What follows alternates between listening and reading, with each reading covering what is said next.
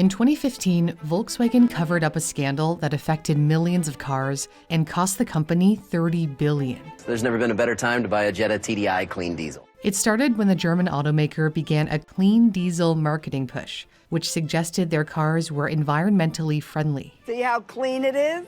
It's not dirty, but you still have a dirty mind. Turns out clean diesel was just a dirty lie. The automaker claimed it used a system that helped convert harmful nitrogen oxides, a common type of air pollutant, into harmless nitrogen and oxygen. NOx are a family of gases that can cause asthma, bronchitis, and contributes to smog. The U.S. Environmental Protection Agency required new diesel vehicles to emit no more than 0.07 grams of NOx per mile. Volkswagen claimed it emitted no more than 0.04 grams of NOx per mile.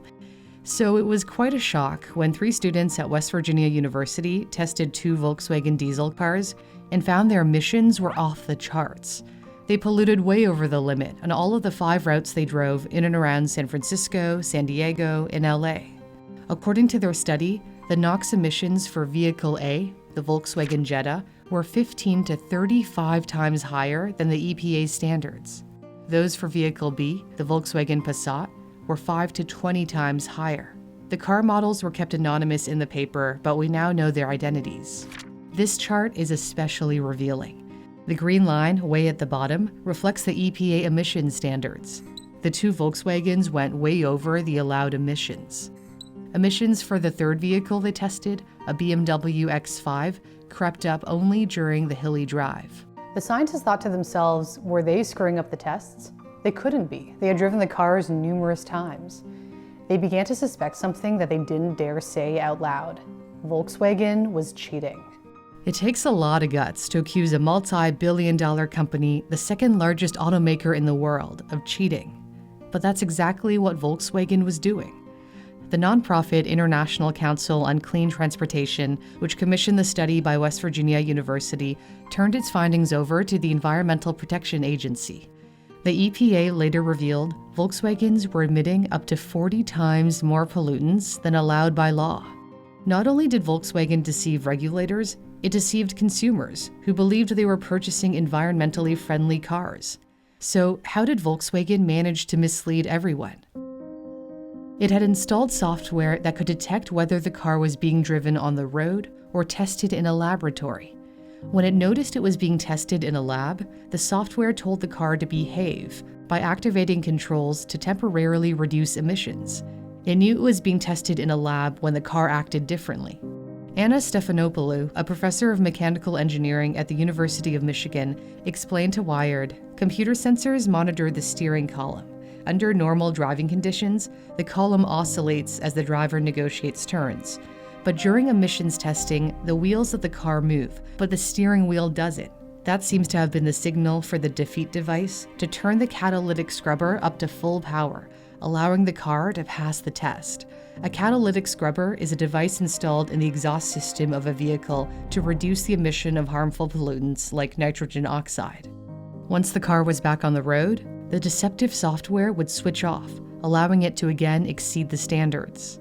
When the researchers at West Virginia University drove the cars on the road, they emitted far more pollutants than when they tested the same vehicles in a California laboratory.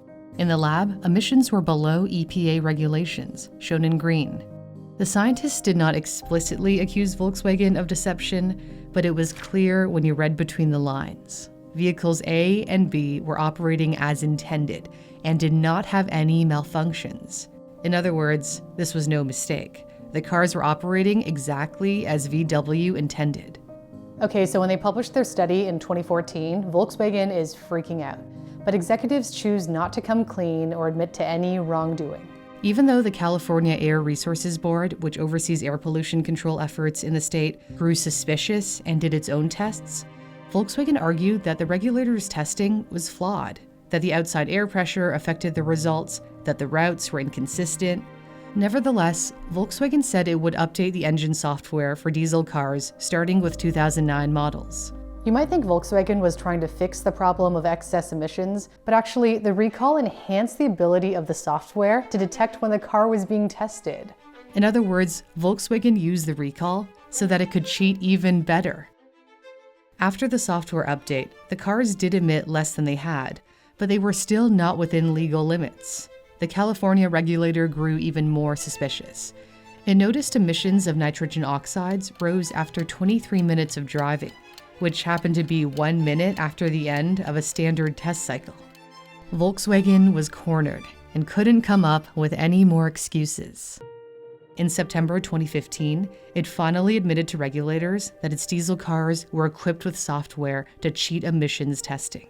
It was later revealed that Volkswagen had been aware of the cheating for years, but had chosen to keep it a secret. The U.S. Securities and Exchange Commission claimed top executives knew about the fraud as early as 2007. At the time, Volkswagen's market share in the U.S. was a mere 1%.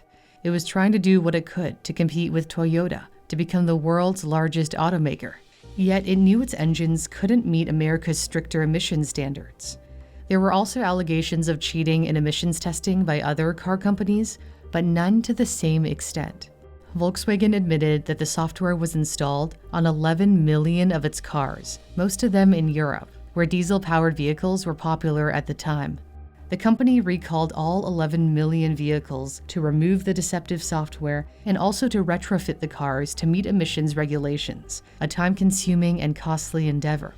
But the biggest expense came when Volkswagen had to pay about $30 billion in fines and settlements, which is far more than it would have cost to install adequate pollution control equipment in the first place.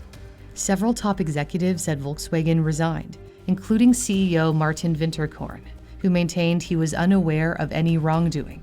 The company insisted that the illegal software was just the work of a couple of rogue engineers. In the month following Dieselgate, Volkswagen's worldwide sales fell 5%.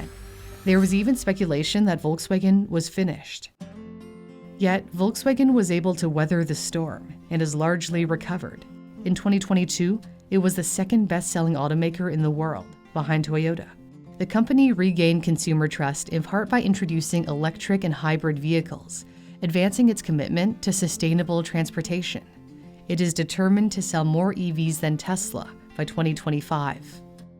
But there's a long road ahead, as automakers have lost billions. This doesn't just affect you trying to buy a car.